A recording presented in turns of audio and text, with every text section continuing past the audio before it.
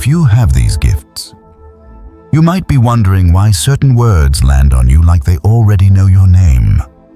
Not because you are gullible, not because you are trying to feel special, but because some messages do not arrive as entertainment.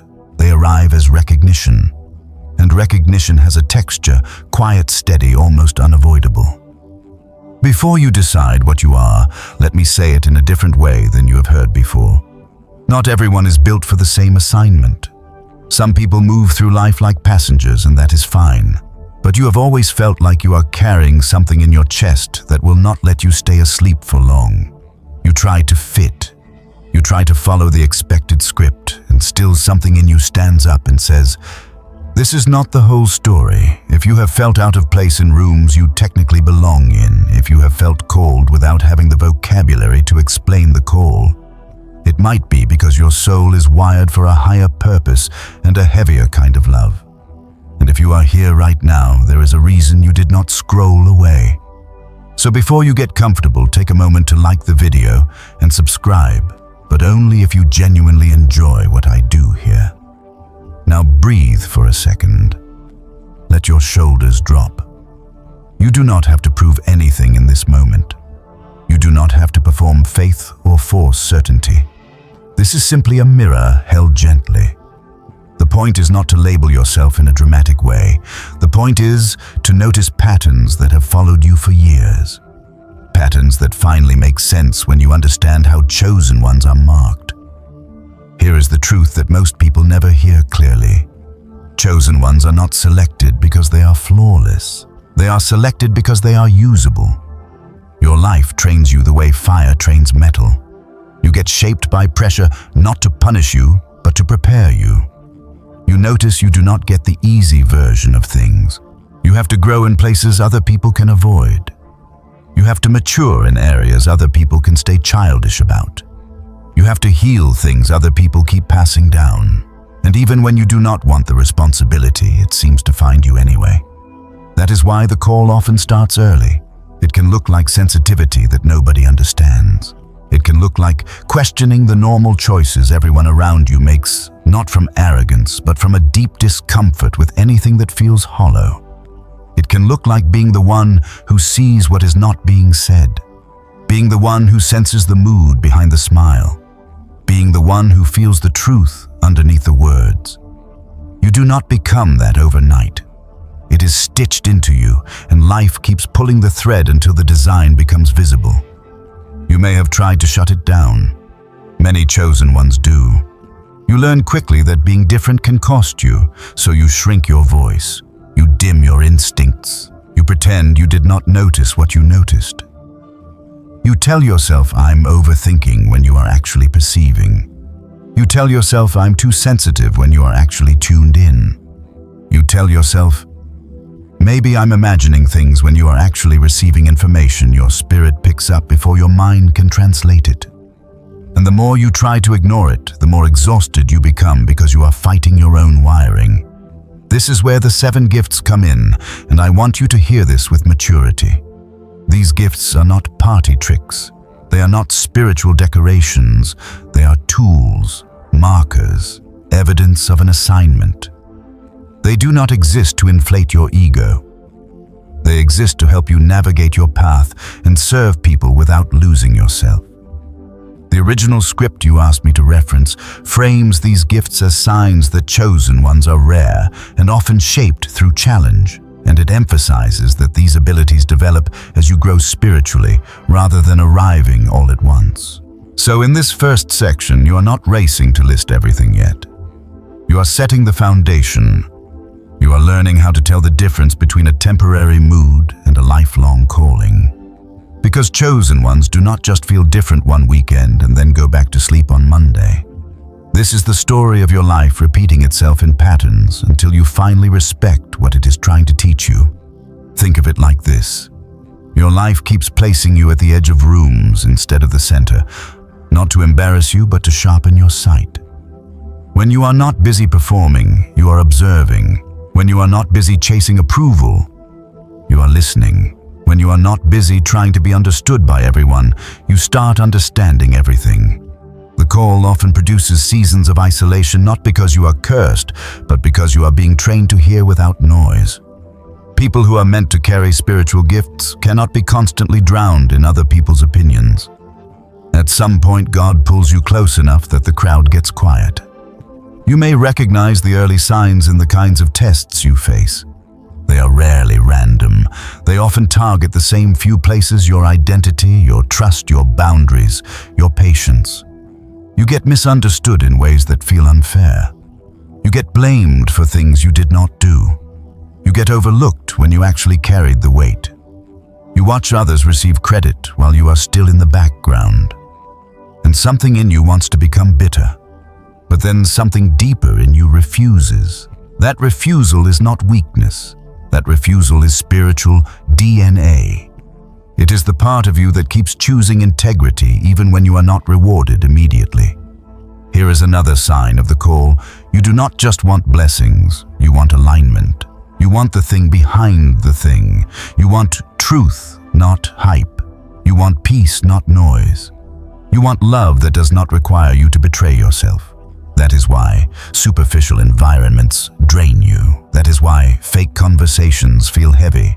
That is why you can sit in a crowd and still feel alone, because your spirit is looking for a substance, not proximity. And let me gently correct a common misunderstanding. Being chosen does not mean you are better than other people. It means your responsibility is heavier. It means your training is stricter. It means your consequences arrive faster. It means you cannot live comfortably in lies the way others can. When you try, your soul starts itching. You cannot ignore that inner discomfort. That discomfort is often the first whisper of gift one, the awareness that refuses to let you sleepwalk. In this space, I want you to begin making a simple distinction that will protect you for the rest of this script. Not every unusual feeling is a gift. And not every gift feels pleasant at first. Some gifts arrive like tenderness. Others arrive like pressure. Some arrive like peace. Others arrive like an alarm. But the pattern is consistent. The gift shows up to guide you back to truth. So today you are not here to collect a new identity like a label. You are here to remember your original wiring. You are here to recognize yourself without getting dramatic and without getting afraid. Because if you carry these gifts, you also carry guidance. You are not abandoned. You are not lost. You are being led, sometimes quietly, sometimes firmly, but always purposefully. And as we move forward, you are going to notice how each gift connects to the others like a chain of light. Awareness makes intuition clearer. Intuition protects discernment. Discernment keeps your empathy clean. Empathy fuels healing. Healing deepens divine connection. Prophetic sensitivity helps you respect timing. None of these are random. They are a complete toolkit for a life that is meant to matter beyond your own comfort. So for now, let this first section settle into you like a calm confirmation. If you have always felt there is more, you are not crazy. If you have always sensed you cannot live the way everyone else lives, you are not broken. If you have been trained by pressure, you are not being punished. You are being prepared. And with that foundation in place, you are ready to meet the first gift the way it is meant to be met, not as a theory, but as a lived experience that has been with you all along. You have walked into places that looked normal on the outside, and yet something in you tightened before anyone even spoke. Not fear, exactly. More like a quiet signal, the way your body reacts to smoke before you see the fire. That is the first proof of your heightened spiritual awareness. It is not imagination. It is not you being too much. It is the part of you that reads the invisible language of a room. Awareness is the gift that makes you pause when everyone else rushes in. It is the reason you notice the shift in someone's voice, even when their words sound polite. It is the reason you can tell when a celebration has an undercurrent of jealousy, when a compliment has a hidden hook, when a promise has no weight behind it. Other people call it overthinking, but you know the difference between anxiety and information. Anxiety scrambles you. Awareness steadies you. Anxiety makes you spiral. Awareness makes you look closer and get quiet. This gift has likely been with you since you were young. You not have called it spiritual back then. You might have simply thought you were observant, or sensitive, or strange in a way you couldn't explain. Maybe you were the child who could sense when adults were tense even if they smiled. The one who could tell when someone was about to argue in the other room. The one who could feel when someone didn't mean what they said. And it may have confused you because people kept treating your perception like it was a problem. So you learned to doubt yourself. You learned to talk yourself out of what you knew. You learned to override the signal so you could fit in, but the gift never left. It just waited for you to respect it. Spiritual awareness is not only about detecting danger or dishonesty, it is also about recognizing alignment.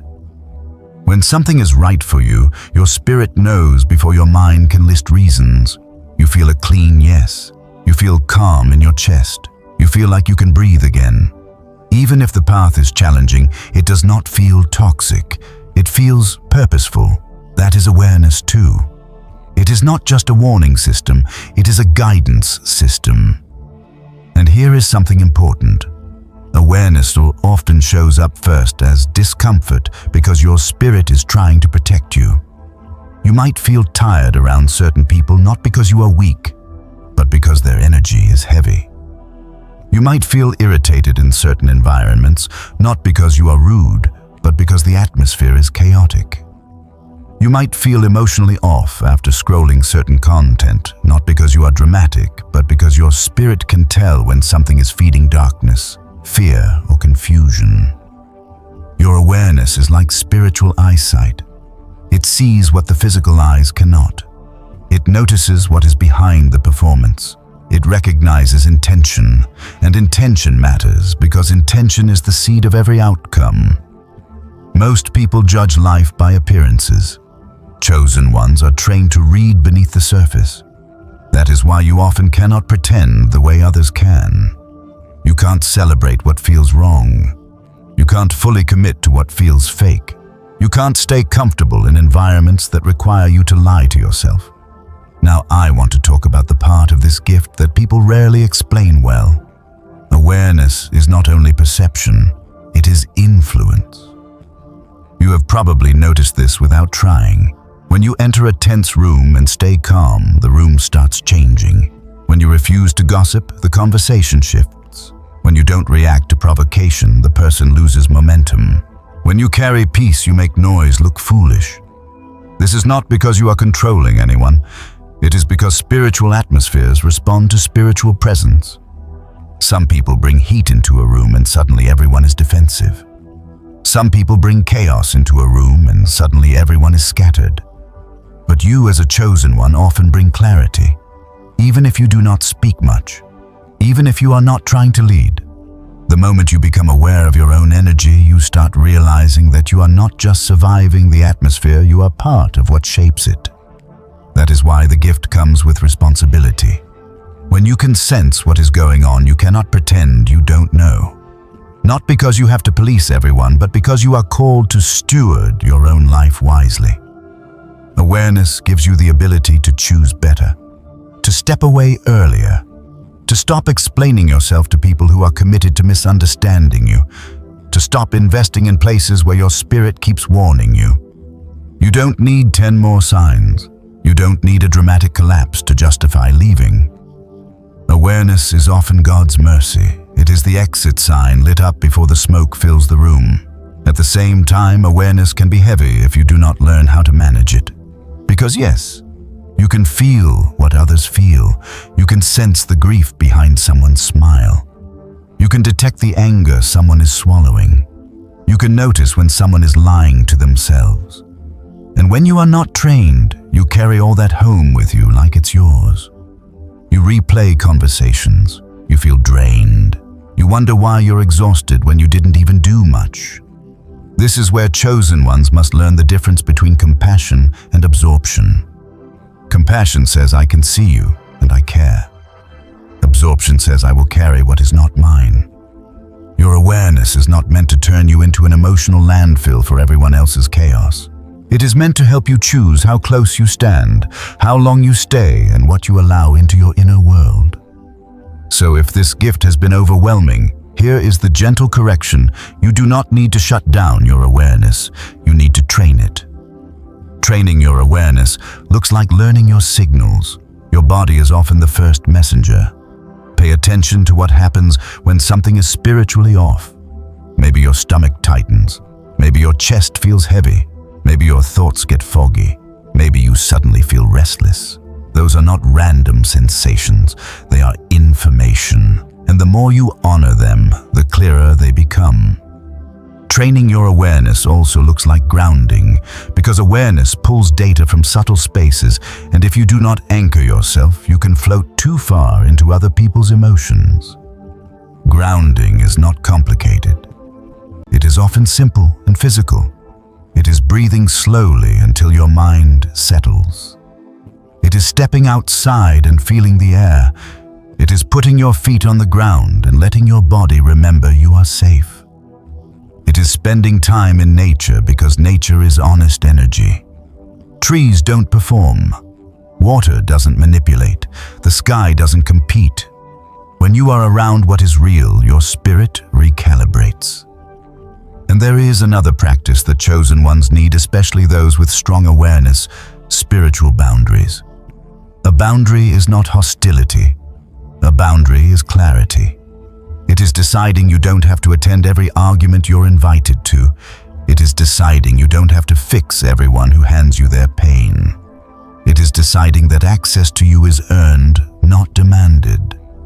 When you set boundaries, your awareness stops feeling like a curse and starts feeling like a gift. Because the truth is, awareness is meant to keep you aligned with your mission. That is why it often intensifies during transitions. When you are about to change jobs, move cities, leave a relationship, step into a new purpose, your awareness gets louder. You notice more. You see patterns more clearly.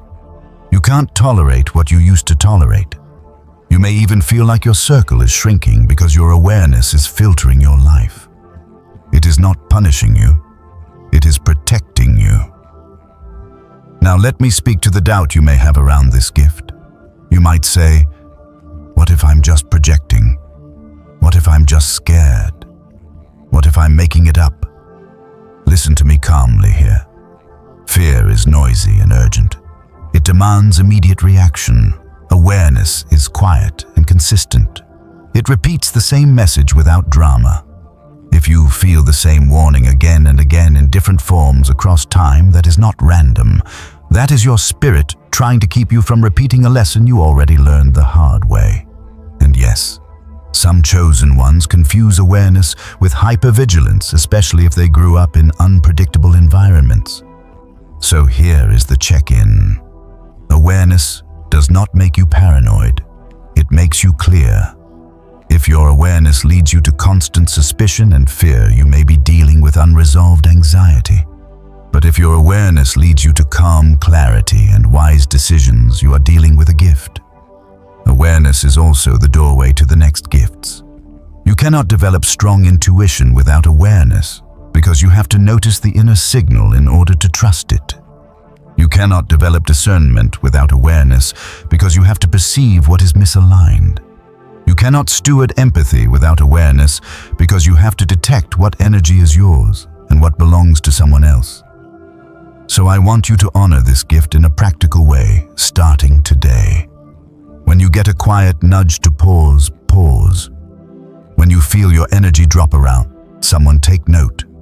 When you feel peace around a certain path, respect that. When you sense something is off, don't rush to explain it away. You don't need to accuse anyone. You don't need to announce your feelings like a courtroom verdict.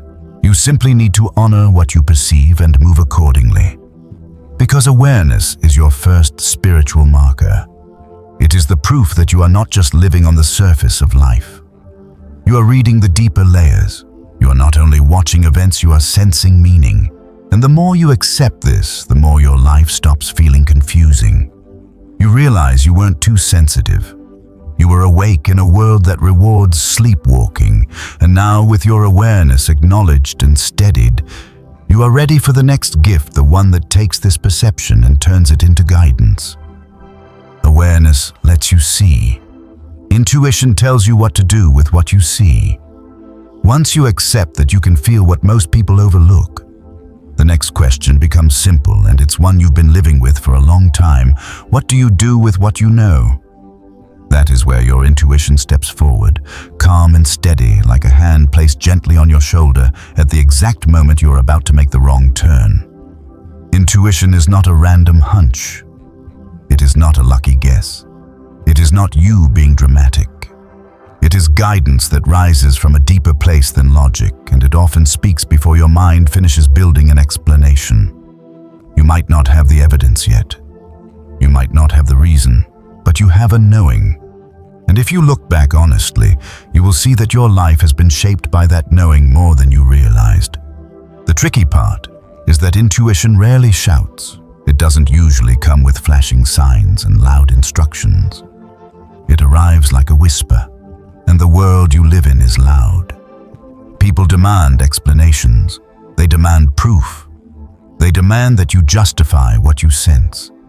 And when you cannot translate spiritual guidance into neat, rational bullet points, they assume you are wrong. That is why so many chosen ones learn to doubt themselves.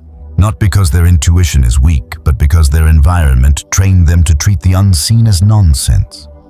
But listen, you are not built to be led only by what you can measure. You are built to be led by what you can discern.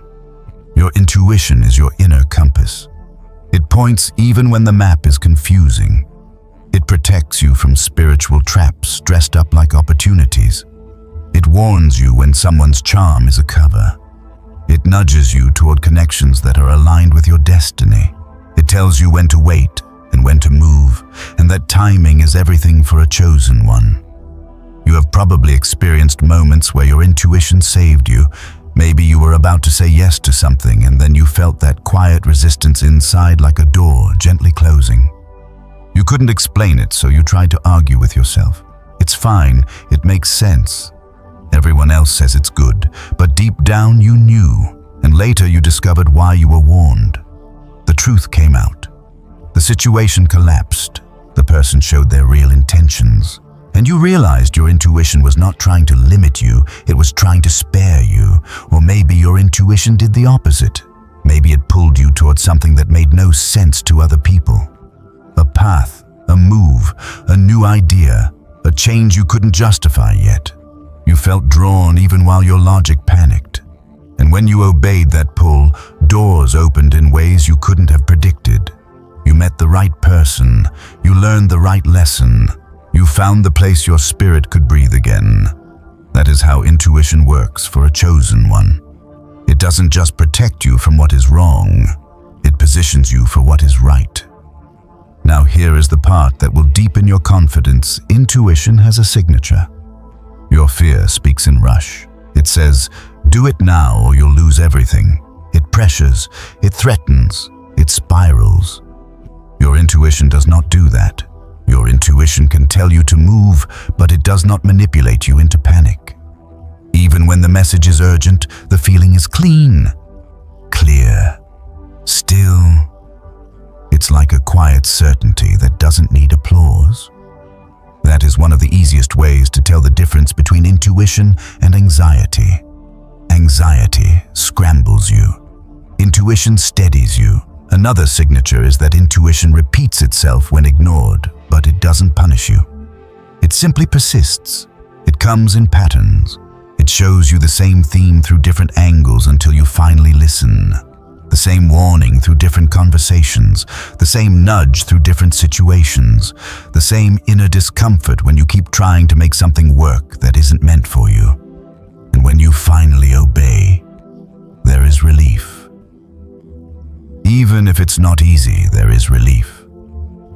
That relief is a form of confirmation. Chosen ones often experience intuition through the body. You might feel a heaviness when something is off. You might feel your chest open when something is aligned. You might feel your energy drop around a certain person. You might feel your stomach tighten before a conversation turns toxic. The body is not just a physical machine. It's an instrument. And if you've ever said, I don't know why, but I just can't, or I don't know why, but I have to, you were translating intuition in the simplest language you had at the time. Some chosen ones experience intuition through dreams. Not every dream is a message, but some dreams carry a clarity you can't shake. You wake up, and the dream lingers like it has weight. The symbols feel personal, the timing is too perfect. Or you have a dream and then life echoes it later, and you realize something in you was being prepared ahead of time. Dreams can be one of the gentlest ways the divine speaks because they bypass the noise of your daytime mind. Others experience intuition through sudden flashes of understanding. You'll be doing something ordinary, and then a thought lands in you fully formed, as if it was placed there. It doesn't feel like you figured it out. It feels like you received it. That is a key difference. Logic builds step by step. Intuition arrives whole. And because it arrives whole, people who don't understand it will try to reduce it. They'll call it coincidence. They'll call it luck. They'll call it guessing. But you know your own patterns. You know how many times you sensed the truth before you saw the proof. You know how many times you felt the outcome before it unfolded. That isn't guessing. That is inner knowing. Now let's talk about why this gift matters so much for you specifically. Chosen ones are often assigned to walk paths that are not widely understood. Your calling may require you to move differently than your family expects. It may require you to refuse certain shortcuts. It may require you to leave familiar places. It may require you to trust timing even when the world is rushing. And if you rely only on logic, you will get trapped in what looks safe instead of what is aligned. Logic will often choose comfort. Intuition chooses purpose. But to follow intuition, you have to build trust with it, and trust is built through obedience. The more you follow the small nudges, the more your intuition becomes clear. If you ignore it constantly, it gets quieter, not because it leaves you, but because you keep teaching yourself not to hear it. It becomes background noise. That's why chosen ones who feel disconnected often aren't disconnected at all. They're just out of practice. So let me give you a practical way to strengthen this gift without turning your life into a complicated ritual. First, create space for your intuition to speak. 5 quiet minutes can change everything. Silence is not empty. Silence is where your spirit finally gets to finish a sentence. Second, write down the nudges you get, not for obsession, for pattern recognition. When you track your inner guidance, you start seeing how accurate it is. You start seeing your personal language. You start realizing what a yes feels like, what a no feels like, what a warning feels like, what a green light feels like. And when you see that pattern, trust becomes natural. Third, stop asking people to validate what your spirit already knows. This is a big one. Not everyone deserves access to your discernment process. Some people will only speak from their fear. Some people will advise you based on what they would do, not on what you are called to do. That doesn't make them evil. It just means they're not your compass. Your intuition is. Now, I also want to speak to the responsibility that comes with this gift, because this is where many chosen ones slip. Intuition is not meant to feed your ego. It is not meant to make you feel superior. It is not meant to turn you into someone who always knows better and looks down on others. Intuition is a service tool. It helps you make clean decisions. It helps you avoid harm. It helps you move with integrity. And sometimes it helps you guide others gently, not by controlling them, but by offering wisdom at the right moment. But you have to stay humble, because intuition is spiritual. And spiritual gifts require character. You can receive a message and still deliver it in the wrong spirit. You can sense something true and still respond with pride. That is why chosen ones are trained through pressure. The pressure teaches you humility. It teaches you patience. It teaches you love. Gifts without character become weapons. Gifts with character become healing. There is also a subtle temptation with intuition trying to force outcomes. You can sense where something is going, and then you try to speed it up. You try to push. You try to control. But intuition is not given to you so you can manipulate timing. It is given to you so you can align with timing. Sometimes intuition will tell you to move. Other times it will tell you to wait.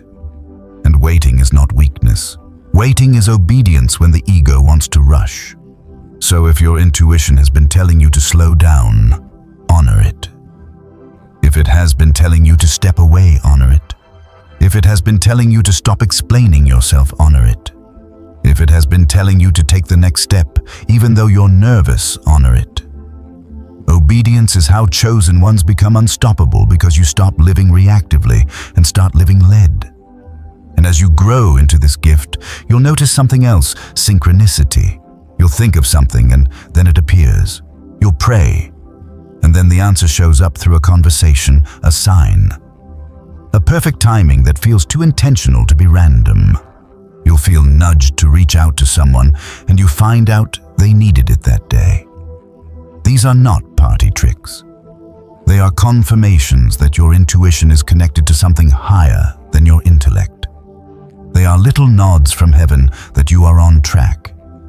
By now, you can probably feel how this connects back to section 2. Awareness helps you sense the invisible. Intuition helps you respond to it wisely. Without awareness, intuition has nothing to work with. Without intuition, awareness becomes overwhelming. But together, they form your guidance system. And now you're ready for the next gift because there is a reason you have been trained to feel so deeply and know so clearly. It's not just for you. It's because your presence is meant to change atmospheres, restore people, and transform. That is where we go next, into the gift that makes people feel calmer just by being near you. By now, you can probably see a pattern in your life that used to confuse you. People come to you when they're tired, when they're stressed, when they've tried everything and still feel hollow.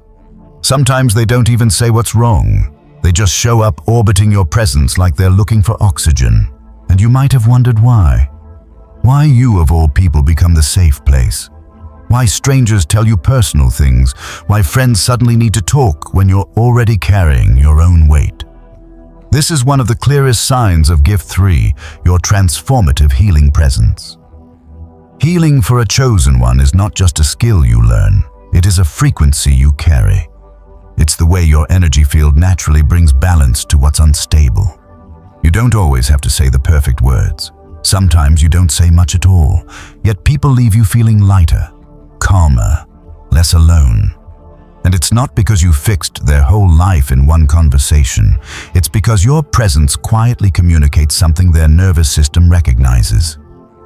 You are safe here. That is healing. And let me tell you something that will make your past make sense. Many chosen ones become healers before they understand what healing is. Your life forces you to learn empathy, patience, and wisdom early because you had to survive things that demanded depth. You learned how to read pain because you've lived pain. You learned how to stay calm in chaos because chaos introduced itself to you without asking permission. You learned how to comfort others because you once needed comfort and didn't always receive it. So your soul made a vow silently. If I ever have the strength, I will become what I needed. That vow is part of your healing gift. Now, healing isn't only about making people feel better. It is about transforming energy. When someone is stuck in fear, your calm gives them courage. When someone is drowning in shame, your kindness reminds them they're still human. When someone is trapped in confusion, your clarity helps them breathe again. Your healing gift is like a light that gently reorganizes the darkness, not by fighting it loudly, but by being steady enough that the darkness can't stay the same around you. And because you carry this gift, you may also notice something that happens in environments, not just individuals. You walk into a tense space and you want to bring peace. You walk into conflict and you naturally want to bring understanding. You hear people tearing each other apart and your spirit wants to repair what's breaking. Sometimes you don't even realize you're doing it.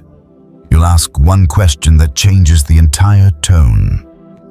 You'll say one sentence that softens the room. You'll refuse to participate in gossip and the conversation shifts. That's not a personality quirk. That's healing energy moving through you. But here is the part that chosen ones must learn quickly. Healing without boundaries becomes self-destruction. You might already know this from experience.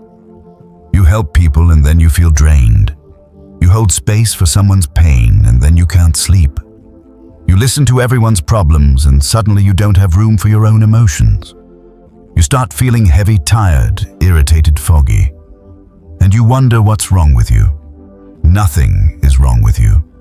You're just carrying what you were never meant to carry. A healer who doesn't protect their energy becomes a wounded healer.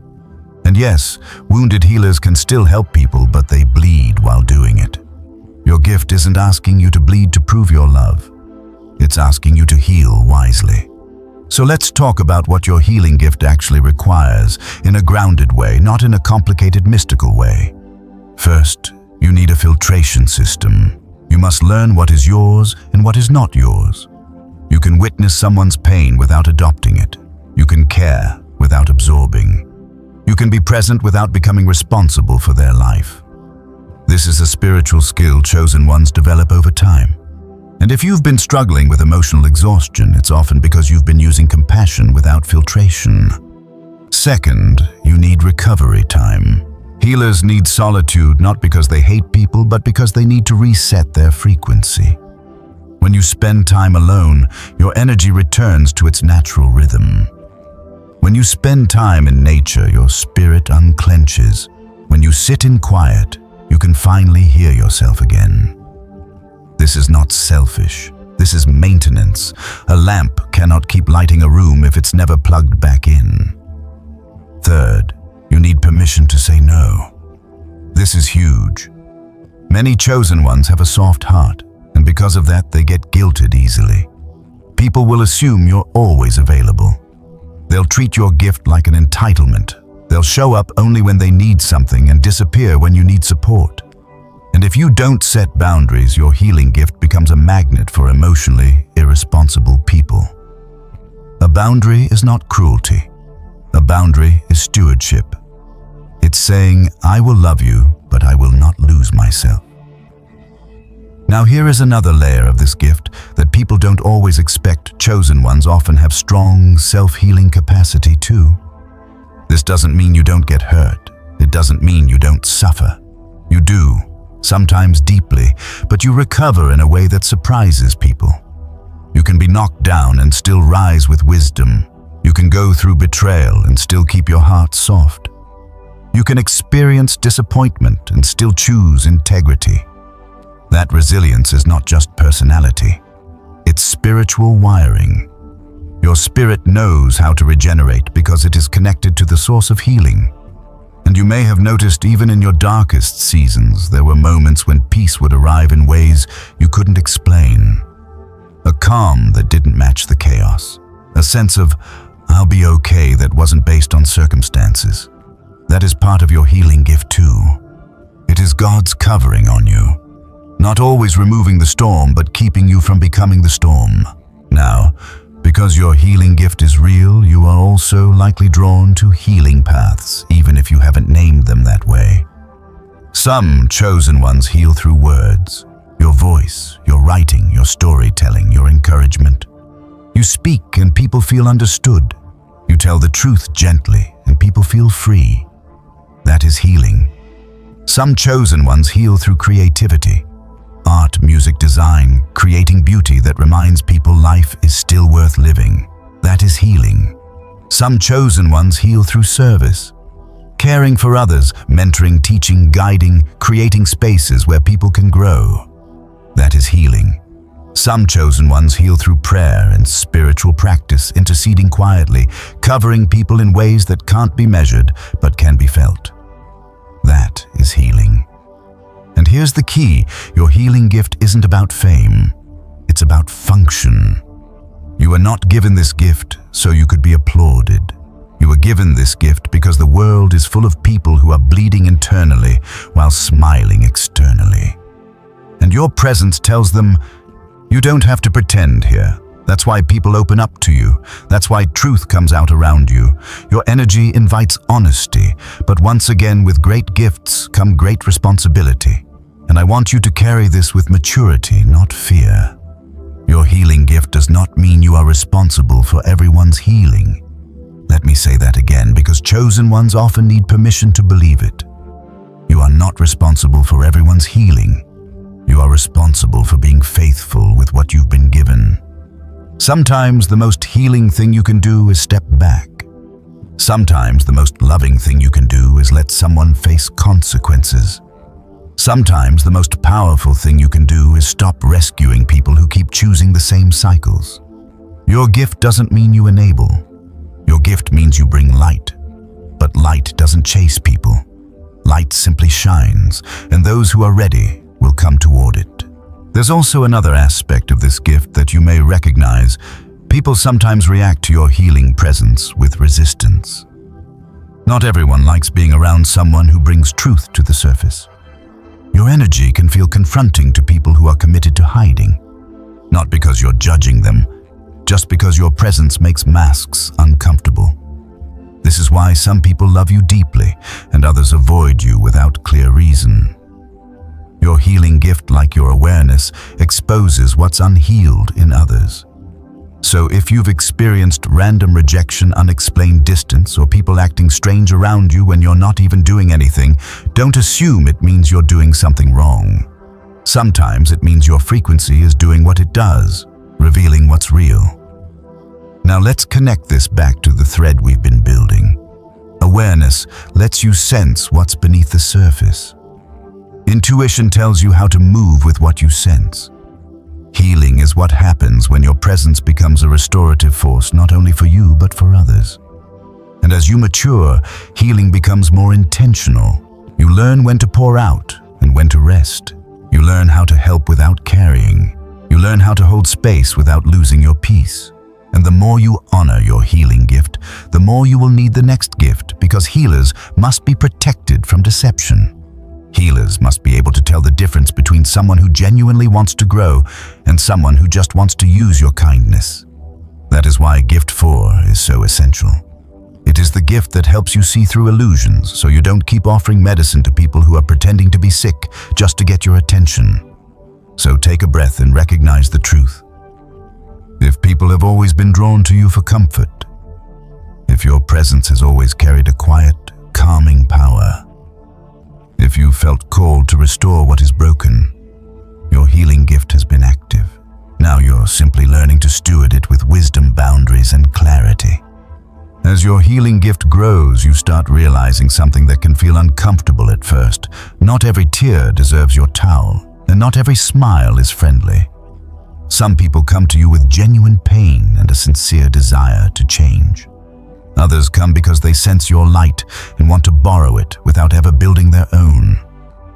And if you have been repeatedly hurt by people who seemed good at first, this is where your next gift becomes the difference between peace and exhaustion. Gift 4 is spiritual discernment. Discernment is not suspicion. It is not cynicism. It is not you walking around looking for enemies. Discernment is the ability to see what is true beneath what is presented. It is the gift that helps you recognize substance, not just style. It's the inner clarity that whispers, something is off even when everything looks perfect on paper. It's the ability to sense when a person's words are beautiful but their intentions are crooked. It's the gift that protects you from false light, spiritual manipulation, and shiny distractions that would pull you off your path. If you have this gift, you already know how it works in real life. It shows up as a quiet warning before a storm. It shows up as a hesitation you can't explain. It shows up as a feeling that someone is performing. You might smile, you might stay polite, but inside you feel the mismatch. And what makes this gift powerful is that it doesn't depend on you having proof. Proof often arrives later. Discernment is what saves you before the proof. This is why chosen ones often get called judgmental by people who don't understand. They assume you're being negative because you're not impressed by appearances. But you're not judging your reading. There's a difference. You're not condemning anyone's soul. You're simply noticing what your spirit notices and refusing to build your life on illusions. Discernment becomes especially important because chosen ones attract extremes. You attract the hungry and the sincere, the people who are ready to heal. But you also attract the opportunistic, the envious, the emotionally immature, and sometimes the spiritually manipulative. Not because you invite them, but because your energy is visible in the spiritual realm. Your presence is like a lighthouse. It helps people find their way. But it also makes you a target for people who want to use what you carry. That's why discernment is a gift of protection. Now, one of the first lessons discernment teaches you is this: charisma is not character. Someone can be confident, charming, and well-spoken and still be unsafe. Someone can be soft-spoken and spiritual and still be manipulative. Someone can quote scripture, talk about energy, talk about God, talk about purpose, and still be operating from pride, control, or greed. Discernment helps you look past the packaging and ask quietly, what fruit does this produce? Because fruit never lies. Over time, fruit reveals, patterns reveal, consistency reveals. The same way a tree eventually shows what it is by what it grows, a person eventually shows what they are by what follows them. Discernment helps you stop making decisions based on first impressions and start making decisions based on patterns. And if you're honest, you've probably learned this lesson through pain. You trusted someone because they sounded sincere. You gave someone access because they seemed nice. You excused red flags because you didn't want to be unfair. You stayed longer than you should have because you kept hoping it would get better. And then the mask slipped. The truth surfaced. The manipulation became clear. And you sat there thinking, how did I not see this? You did see it. You just didn't honor it. Discernment is not the absence of love. Discernment is love with vision. It's love that refuses to be naive. It's love that understands your purpose is too expensive to be careless with. Now let's talk about how discernment actually communicates with you, because many chosen ones ignore it simply because they expect it to arrive in a dramatic way. Discernment often speaks through subtle discomfort. It's the feeling that someone's compliment has a hook. It's the sense that a helpful offer comes with invisible strings. It's the moment when you realize you feel drained after being with someone, not because they're going through a hard time, but because they're feeding off your attention. It's when you notice you're always explaining yourself around a certain person, always defending, always proving, always trying to be understood. Discernment says, stop negotiating with confusion. It can also come through clarity that arrives after you pray, reflect, or get quiet. At first, you might not feel it in the moment because you're being polite or you're trying to give someone the benefit of the doubt. But later, when you're alone, the truth rises like a bubble. You suddenly understand what was happening under the surface. You suddenly see the motive. You suddenly realize why your energy felt off. That's discernment finishing its sentence. Another way discernment shows itself is through spiritual friction. You might notice that some people react strangely to your presence. They may try to humble you unnecessarily. They may compete with you subtly. They may mock your seriousness. They may bait you into conflict, and you might think, what did I do? Sometimes you did nothing. Sometimes your light irritates what is unhealed. Discernment helps you stop internalizing other people's reactions as your responsibility. You learn to observe instead of absorb. Now, discernment isn't only about people. It's also about opportunities, environments, and spiritual messages. Chosen ones often get presented with shortcuts that look like blessings, a fast track that requires you to compromise, an opportunity that demands you shrink your integrity, a relationship that offers comfort but costs your purpose, a group that promises belonging but requires you to abandon your authenticity. Discernment is what keeps you from trading your destiny for a temporary sense of safety. And in spiritual spaces, discernment is essential because not everything that feels intense is holy. Let me say that carefully and clearly. Some things feel intense because they're emotional. Some things feel intense because they're manipulative. Some things feel intense because they're chaotic. Discernment helps you recognize the difference between divine conviction and emotional pressure. Divine guidance comes with clarity and peace even when it challenges you. Manipulation comes with confusion and fear even when it sounds spiritual. So how do you strengthen discernment? You strengthen it by slowing down. Discernment doesn't thrive in rush. When you feel pressured to decide quickly, that's often your cue to pause. You strengthen discernment by watching consistency, not charisma. You strengthen it by paying attention to how you feel after interactions, not only during them. During, people can perform. After, your spirit tells the truth. You strengthen it by honoring the small warnings, because if you ignore the small ones, life has to teach you with bigger ones. Not because God is punishing you, but because reality is designed to correct you back into alignment. And here's a practical test that chosen ones can use. Does this bring peace over time, or does it bring confusion over time? Some choices feel exciting at first and then produce anxiety and chaos. Some choices feel scary at first and then produce deep peace and stability. Discernment helps you look beyond the first emotion and measure the long-term atmosphere. Now, there is a heavy side to discernment, and I want to speak to it gently. It can feel lonely. Because once you see through illusions, you can't unsee.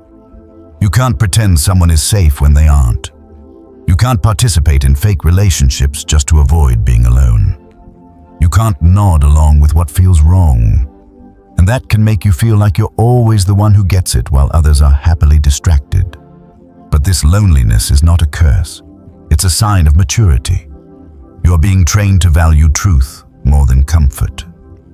And here's the beautiful part. Discernment doesn't just reveal what's wrong. It also reveals what's right. When you meet someone genuine, your spirit relaxes. You don't have to perform.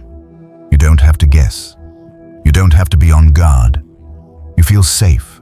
You feel clear. You feel like your energy can be soft without being in danger. That is discernment too. It helps you recognize divine connections. It helps you recognize where you belong. It helps you recognize which doors are truly yours. And this gift, once strengthened, becomes a shield for the next one. Because when you begin to experience prophetic sensitivity, you will need discernment to interpret what you receive without fear, without ego, and without confusion. So if you've been through betrayal, manipulation, or disappointment, don't view it as wasted pain. Many chosen ones earn discernment through experience. But from now on, you don't have to keep paying the same tuition. You can graduate. You can honor what you sense. You can choose clarity. You can stop giving access to people who only want to drain you. You can stop calling a warning anxiety just because you don't want to face the truth. Discernment is God's kindness to you. It is protection that arrives before disaster.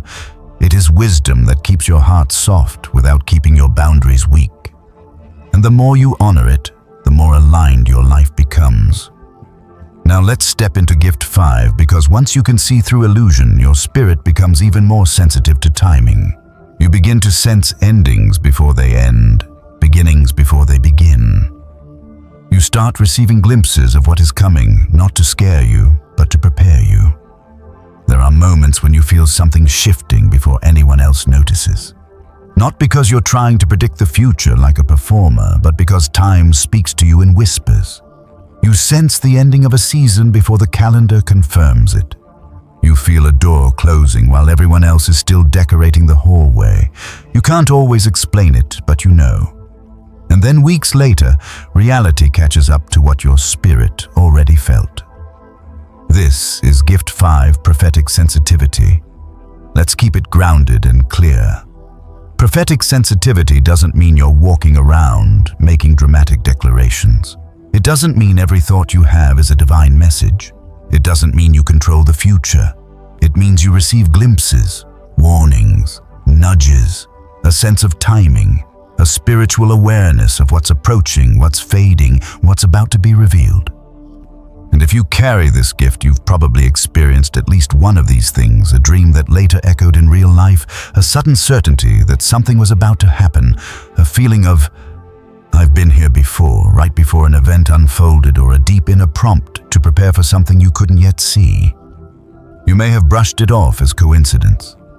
Many chosen ones do it first because you're taught to trust only what you can measure. But prophetic sensitivity isn't measurement, it's reception. It's the sense that your spirit is tuned to a higher signal, a channel where timing becomes visible before it becomes obvious.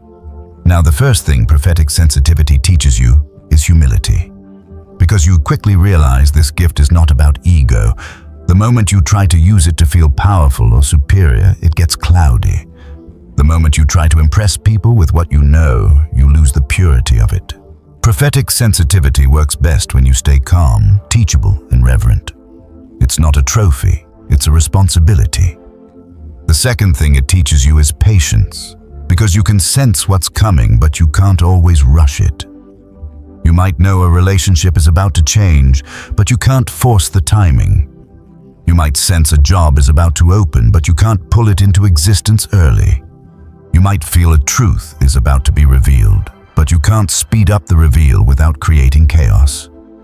This gift is often less about control and more about preparation. That's why prophetic sensitivity is closely linked to wisdom.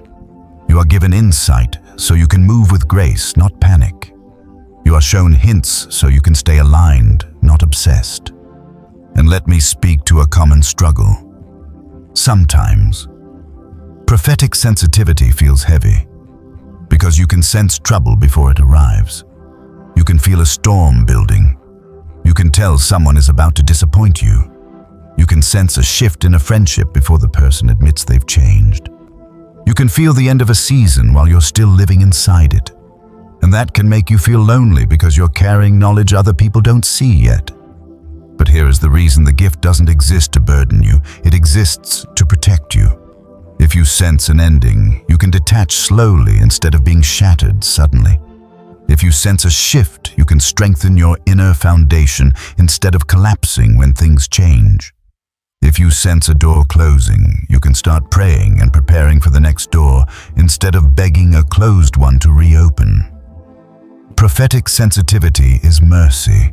It's heaven giving you a head start emotionally and spiritually. Now, how does this gift actually show up day to day? For many chosen ones, it begins with patterns. You start noticing cycles in your life. You notice how certain feelings return right before certain events.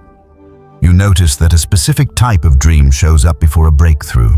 You notice that certain symbols repeat when you're being redirected. You notice a pressure in the spirit before major transitions. Sometimes the gift shows up as an unusual calm before a big change.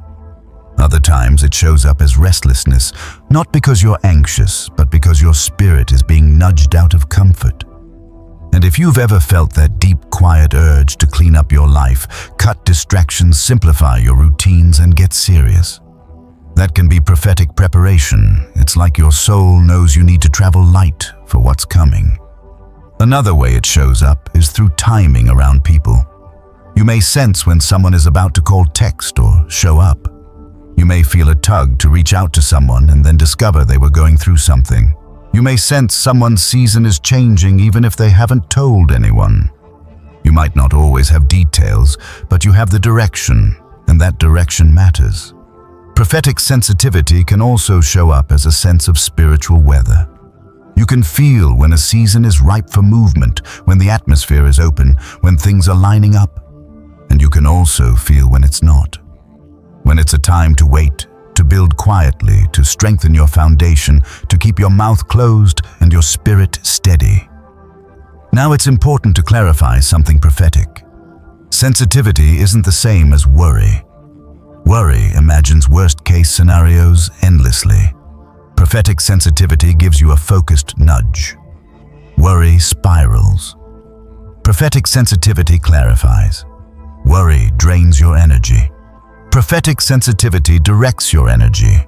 So if you find yourself spiraling, pause and return to the signatures we talked about earlier. Divine guidance comes with calm clarity, even when it's warning you. It doesn't need to terrify you to be effective. If fear is dominating, you may need to ground yourself and ask for peace before you interpret what you're sensing. Now, because you carry this gift, there is a responsibility in how you share it. Not everything you sense is meant to be announced. Not everyone can handle what you know. Some people will mock it. Some people will fear it. Some people will twist it. And some people will become dependent on you, asking you to tell them everything instead of building their own spiritual maturity. So chosen ones learn to steward prophetic sensitivity with restraint. Sometimes the most mature thing you can do is pray quietly and move wisely. Sometimes the most loving thing you can do is offer gentle guidance rather than blunt predictions. Sometimes the most protective thing you can do is keep certain insights between you and God until the time is right. Because timing is part of prophecy. Speaking too early can damage what's meant to grow. Speaking without compassion can wound someone unnecessarily. Speaking without discernment can create confusion instead of clarity. That's why Gift 4 and Gift 5 work together. Discernment helps you interpret what you sense. Prophetic sensitivity helps you prepare. And together they keep you from being tricked, rushed, or emotionally blindsided. Now here is the beautiful side of this gift. Prophetic sensitivity also helps you recognize blessings before they arrive fully. You may sense that your season is changing. You may feel that something is about to open. You may notice small signs of acceleration like the right conversations, unexpected opportunities, new clarity, old burdens lifting circles, shrinking, and a strong inner focus returning. You may feel like you're on the edge of something. That edge can be unsettling, but it's also holy. It's the threshold between who you were and who you're becoming. And if you are feeling that right now, I want you to hear this gently. You don't have to panic. You don't have to force anything. You simply have to stay aligned. Because prophetic sensitivity is not given to scare you. It's given to prepare you. So the next time you feel that quiet knowing, don't rush to argue with it. Don't dismiss it. Don't over-explain it. Ask yourself, what is this trying to protect me from, and what is this trying to position me for? If you sense an ending, start loosening your grip with grace. If you sense a beginning, start making room with faith. If you sense a warning, move wisely. If you sense a blessing, stay humble and ready. And now, as we move forward, you're going to see why this gift can feel so intense for you emotionally. Because when you can sense time and spiritual weather, you also tend to feel people deeply. You don't just know what's coming, you feel what people carry. That's the next gift.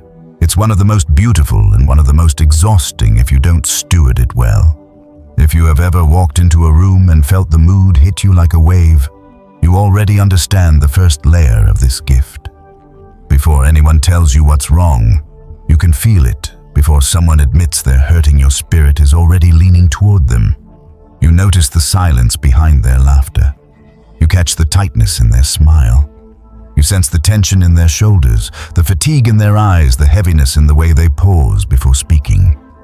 This is Gift 6, Sacred Empathic Capacity. Empathy at this level isn't just being kind. It's not merely understanding emotions intellectually. It's energetic sensitivity. It's the ability to pick up what others are carrying, sometimes with more accuracy than they can name themselves. It's like your heart is equipped with antennas, receiving emotional frequencies that most people can't detect. And because you carry this gift, you've likely been called too sensitive at least once in your life. Maybe more than once. People may have made it sound like a weakness, like you should toughen up, like you should stop caring so much. But this isn't weakness. This is a spiritual tool. It's one of the reasons chosen ones can comfort so well, heal so naturally, and guide so gently. You're not just hearing words, you're reading hearts. But let's be honest, this gift can feel exhausting. Because the same sensitivity that makes you compassionate can also make you overwhelmed. You might absorb stress without realizing it. You might feel tired after social interactions, even if nothing bad happened. You might carry sadness you can't explain, only to realize later you were sitting near someone who was grieving silently. You might find yourself needing long periods of solitude, not because you dislike people, but because your system needs to reset from the emotional input you receive. This is why chosen ones with strong empathy often feel like they are a lot for the world, when in reality the world is a lot for them. So the first truth you need to accept about this gift is simple: empathy is powerful, but it is not meant to be unmanaged. Unmanaged empathy turns into emotional sponge behavior. You take in everything. You carry everyone. You feel responsible for everyone's peace. You become the one who fixes, the one who listens, the one who stays up late, texting reassurance, the one who absorbs other people's chaos and then wonders why you can't breathe. Managed empathy becomes wisdom. It becomes healing. It becomes leadership. It becomes the ability to love people without losing yourself. So how do you manage it? It starts with recognizing that your empathy has layers. The first layer is sensing. You pick up on emotions quickly. The second layer is compassion. You care, so you want to help. The third layer is discernment. You decide whether to engage or step back. Many chosen ones get stuck at layer 2. They sense they care, and then they overextend. But your gift matures when you add layer 3. Discernment doesn't shut your heart down. It protects your heart so it can stay open. Here's a practical way to understand it. Empathy lets you feel the temperature in the room, but it doesn't mean you have to set yourself on fire to warm everyone else. Now, one of the most beautiful aspects of this gift is how safe people feel around you. They may not even know why.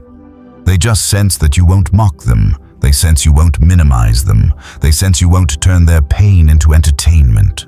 So they open up. Sometimes they cry. Sometimes they confess things they've never said out loud. Sometimes they admit they're not okay.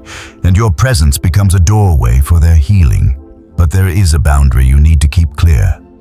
Your empathy is not an invitation for people to dump their emotional weight on you without responsibility. Some people are genuine, and they will receive your care with gratitude, and they will also do their own work. But others will use your empathy like a free therapy session. They will repeatedly bring you the same chaos while refusing to change. They will drain you and call it friendship. They will guilt you if you don't respond fast enough. They will treat your emotional support as a requirement rather than a gift. And because you're empathetic, you'll be tempted to excuse it. You'll say, "They're just going through a lot," but your spirit will start feeling tired in a specific way. Not the tired of honest compassion, the tired of being used. That's when empathy needs boundaries. A boundary can look like shortening conversations that become emotionally draining. It can look like not answering every message immediately. It can look like saying, "I care about you, but I don't have the capacity for this right now." It can look like encouraging someone to seek professional help when their needs are beyond what you can hold. It can look like stepping back from relationships that are consistently one-sided. This is not coldness. This is stewardship. Because if you keep pouring into people who never pour back, you will eventually start resenting your own gift. And that's not what you were designed for. You were designed to love with freedom, not love with chains. Now let's talk about something chosen ones often experience with empathy: emotional mirroring. You may notice that people show you who they really are around you, not because you interrogate them, but because your energy pulls authenticity to the surface. People who are pretending often feel exposed around you. People who are carrying shame often feel seen around you. People who are hiding pain often feel safe around you. Your empathy becomes a mirror, and mirrors can be healing, but they can also be uncomfortable. This is why some people love you deeply, while others keep you at a distance. Some people feel relieved around you. Others feel threatened, not because you did anything wrong, but because your presence makes it harder for them to hide from themselves. So if you've ever experienced unexplained rejection, sudden coldness, or people acting odd around you, consider this: they may not be reacting to you personally. They may be reacting to what they feel in themselves when they're near you. That's also why chosen ones can't thrive in environments built on masks. If you are around constant performance, your empathy will feel like a curse because you're picking up the tension of people pretending. You will feel drained without understanding why. Your body will tell you what your mind hasn't admitted: you're not meant to live in fake spaces. Now, another aspect of empathy that chosen ones often have is a deep connection to animals and nature. You might feel what animals feel. You might sense when a space is heavy even if no one is speaking. You might feel calmer in nature because the energies there are simpler, cleaner, more honest. Many chosen ones are restored by trees, water, rain, wind, sunlight. Not because it's poetic, but because nature doesn't lie, and your empathic system relaxes around what is true. So if you've always felt like you need nature to breathe, that's not random. That's your empathy seeking balance. Now let's address the spiritual responsibility of empathy, because this is where the gift becomes truly sacred. Empathy is not meant to make you a rescuer. It's meant to make you a witness. A rescuer tries to save people from consequences. A witness holds space for someone to grow. You can love people without interrupting their process. You can support people without carrying their responsibilities. You can offer compassion without enabling dysfunction. This is one of the hardest lessons for chosen ones because your heart is big. You see pain and you want to remove it, but sometimes pain is the only language that will wake someone up. Sometimes discomfort is what pushes a person to change. If you keep rescuing, you can accidentally keep someone stuck. So your empathy matures when you learn to ask, is my help empowering them or is it keeping them dependent? Empathy that empowers is holy. Empathy that creates dependence becomes bondage for both of you. Now I want you to notice how this connects to the earlier gifts. Awareness allows you to sense energy. Intuition guides you on what to do with it. Healing presence helps you restore atmospheres. Discernment protects you from deception. Prophetic sensitivity helps you respect timing. And now, empathy adds heart to all of it. Empathy makes your gifts human. It keeps you tender. It keeps you compassionate. It keeps you from turning spiritual insight into cold analysis. It's the difference between being right and being loving. But here's the final truth of this section. Empathy is not meant to drown you. You are allowed to feel deeply and still be stable. You are allowed to care and still have boundaries. You are allowed to be supportive and still protect your peace. You are allowed to say no. You are allowed to rest. You are allowed to step away from emotional chaos. Your gift is valuable, and valuable things must be guarded. And as you learn to steward empathy well, you become ready for the final gift, the one that ties everything together. Because when you can sense, know, heal, discern, and feel you need a direct connection to the divine to keep your heart clean, your guidance clear, and your path steady, that is where we go next.